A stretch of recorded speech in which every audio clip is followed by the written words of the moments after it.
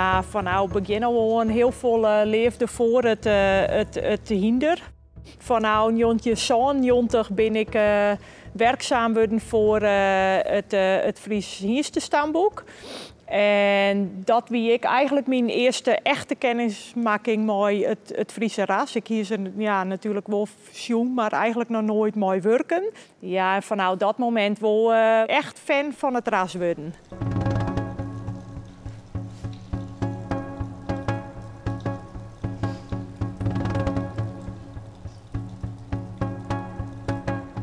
Op dit moment zijn we hier aan het trainen.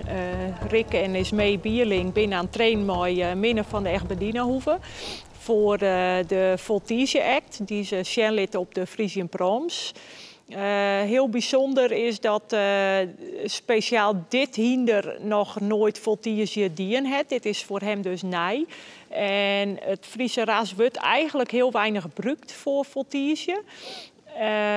Met name is het soms wat lastig omdat de vierde houding van een Fries dan iets lastiger wordt om op te voltigeren. Maar eigenlijk is het hartstikke mooi en het bloedt ook wel wat spannend. Want ja, als het hinder inlauwt de hals heel heeg doet. Dan moet Rick toch wel een beetje zijn best doen om alle oefening nog goed te laten. En hoop ik dat het publiek hiervan genieten gaat.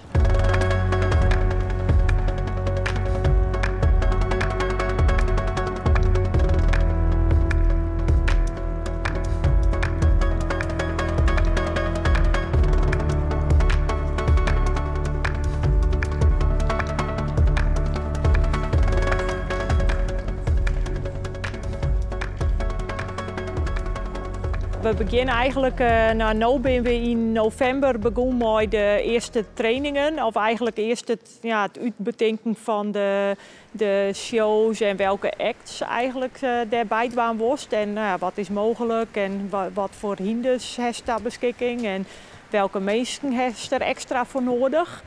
En dan begin december zijn we eigenlijk al heel actief aan het oefenen. En ja, dan moet eigenlijk rond het einde van december de hele choreografie en alles met kleerwijs en met erin zitten. En kiest er nog eens tijdens die eerste dagen er echt van geniet of was het een vierste drok?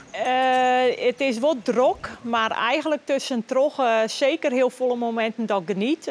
Vooral als je dan op het hinder of achter het hinder zit en je hen echt dienen en het lukt allemaal en het publiek applaudisseert. Ja, wie is daar dost het wel voor? Oh. Hey.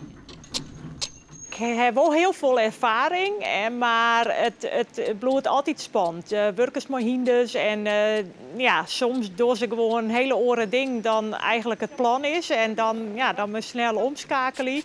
En ik heb natuurlijk vanuit het werk een paar dingen die ik daar dwam. Daar heb ik hinders voor in training. En dat bloedt altijd spannend. Want ja, daar vertje ik mijn brein mooi en dan was graag resultaat.